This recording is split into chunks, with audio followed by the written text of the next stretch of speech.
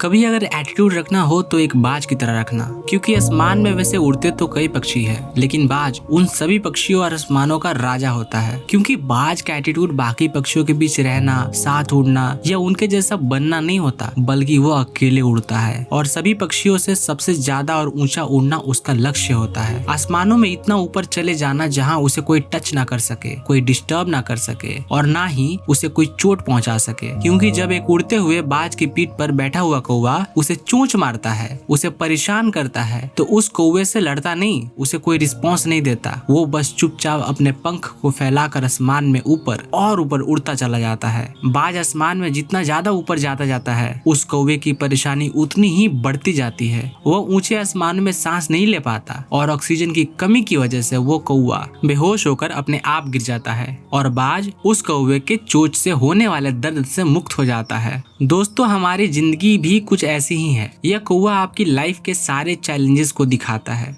और यह बाज आपके स्ट्रॉन्ग मेंटल एटीट्यूड को।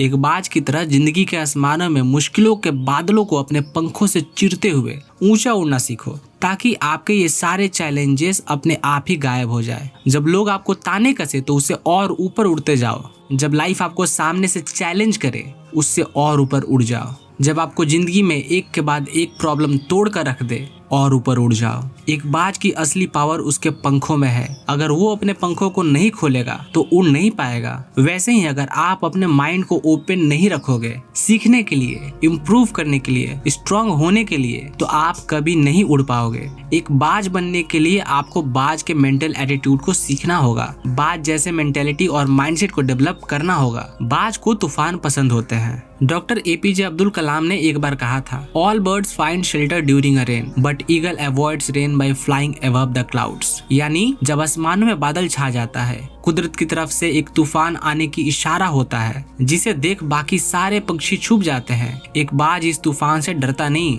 बल्कि और ज्यादा एक्साइटेड हो जाता है। बाज इस तूफान के साथ आने वाले चैलेंजेस को बहुत इंजॉय करता है। जब तूफान की हवाएं और ज्यादा तेज हो जाती है, वो तेज हवा को यूज करके आसमानों में और ऊपर चला जाता है। बहुत ऊपर पहुंचने के बाद वो उन बादलों से भी ऊपर आ जाता है जो बादल वो बारिश कर रहे होते हैं। आपकी लाइफ की हर एक प्रॉब्लम में सोल्यूशन छुपा हुआ है। हर एक चैलेंज में अपॉर्चुनिटी छुपी हुई है। जब आप इन प्रॉब्लम और चैलेंज से ऊपर उठ जाओगे, तब आपको कई सारे अपॉर्चुनिटीज दिखाई देंगी। जैसे कि नेपोलियन हिल भी कहते हैं, every challenge brings a great opportunity with it. आप जिस दिन एक बाज की तरह लाइफ की सारे डिफिकल्टीज और प्रॉब्लम को लाइफ में ग्रो होने की, खुद को बदलने की अपॉर्चुनिटी की तरह देखने लगोगे, तब जाकर आप बहुत ऊंचा उड़ना सीख पाओगे। बाज अपने घोंसले में नरम घास नहीं रखता। क्या आपको पता है, एक बाज के घोंसले में कभी कोई नरम चीज नहीं होती।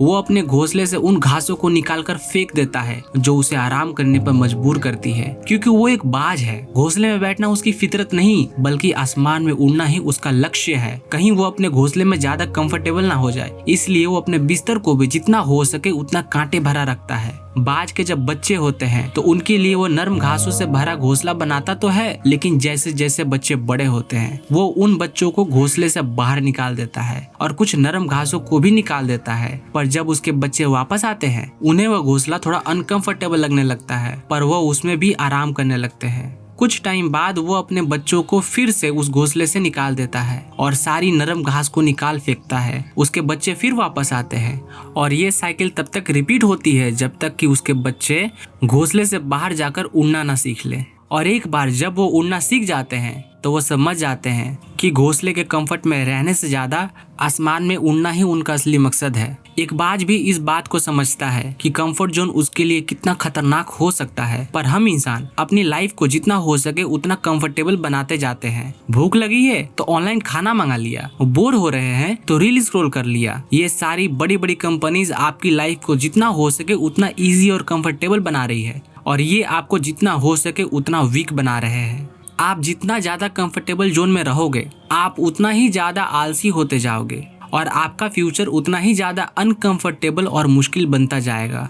हमारा कंफर्ट जोन ही हमारा सबसे बड़ा दुश्मन होता है और हमें इसका अंदाजा तक नहीं होता। बाज चेंज होने के बहुत ही दर्दनाक प्रोसेस से गुजरते हैं। बाज का अपनी स्पीसीज यानी पक्षियों में सबसे लंबा लाइफ स्पेन और उम्र होती है जो कि 70 साल तक जिंदा रह सकता है। लेकिन इस एज तक पहुंचने के लिए उन्हें एक बहुत ही पेनफुल और दर्दनाक प्रोसेस से गुजरना होता है जो एक तरह से उन्हें एक दूसरी जिंदगी देता है। 40 की उम्र तक आते आते एक बाज के लंबे और नुकीले नाखून कमजोर हो चुके होते हैं जिससे वो अपने शिकार को पकड़ नहीं पाते।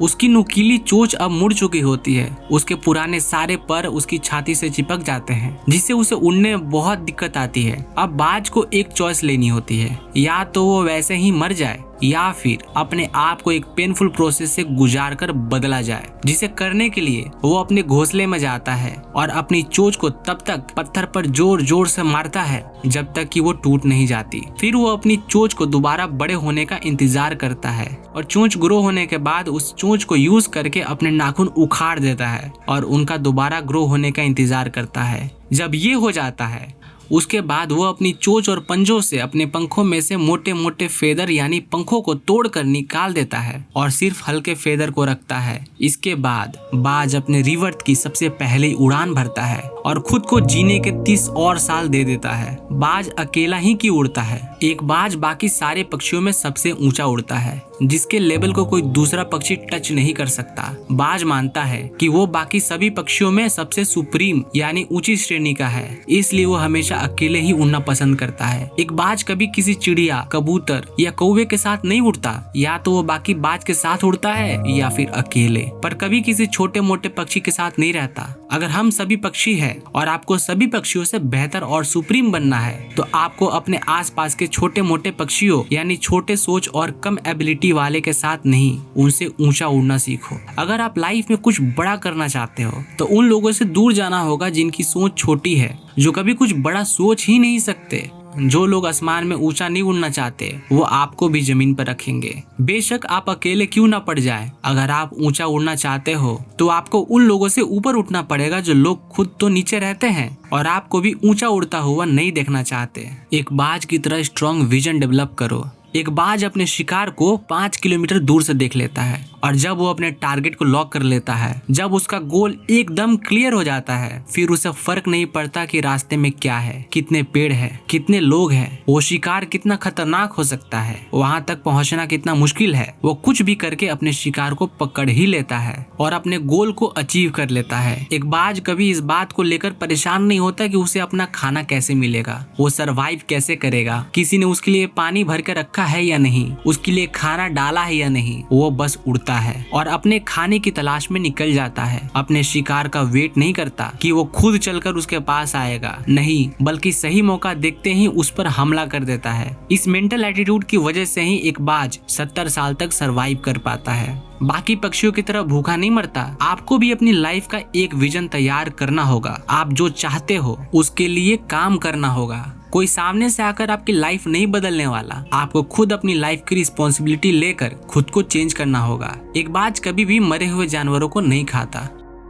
एक बाज कभी मरे हुए जानवरों को नहीं खाता। वो हमेशा अपने लिए एक फ्रेश शिकार करता है। बाज का यह माइंडसेट हमें सिखाता है कि हमारा पास्ट हमारे लिए मर चुका है। पास्ट में हुई सभी चीजें जा चुकी है। आपके हाथ में बस आपका आज है। आपका पास्ट एक ऐसी जगह है जहां आपने अपने पुराने वर्जन को गाड़ रखा है। हो सकता है आपने पास्ट में बहुत कुछ बुरा किया हो या बहुत ज्यादा अच्छा, जिसके बारे में सोच सोचकर आप अपने अंदर अलग अलग इमोशन डेवलप कर रहे हो। ये आपको अंदर से खोखला बना रहा है। अगर आप अपने पास्ट में बार बार झांकते रहोगे तो आप प्रेजेंट यानी आज और अभी में कैसे जी पाओगे। प्रेजेंट में जहां आप अपने फ्यूचर को क्रिएट कर रहे हो, अपने बेस्ट वर्जन को डेवलप कर रहे हो, उस पर फोकस करो। अगर बाज से कोई शिकार मिस हो जाए, उससे बचकर निकल जाए, तो क्या वो इस बात के लिए रोता है, दुख मनाता है और इस गम में भूखा रहता है कि वो शिकार नहीं कर पाया? नहीं, बल्कि वो फौरन अपने अगले शिकार को ढूंढने निकल जाता है। आप भी एक बाज बनो। अपने पास्ट को दफना दो और अपने प्रेजेंट में जीकर अपने फ्यूचर को क्रिएट करो। अगर आप खुद को बदलना चाहते हो तो आपको हर रोज कुछ नया सीखना पड़ेगा और इस चैनल पर हम हर बार कुछ नया लाने का ट्राई करते हैं। और अगर आपने अभी तक सब्सक्राइब नहीं किया तो क्या कर रहे हो यार, जल्दी करो।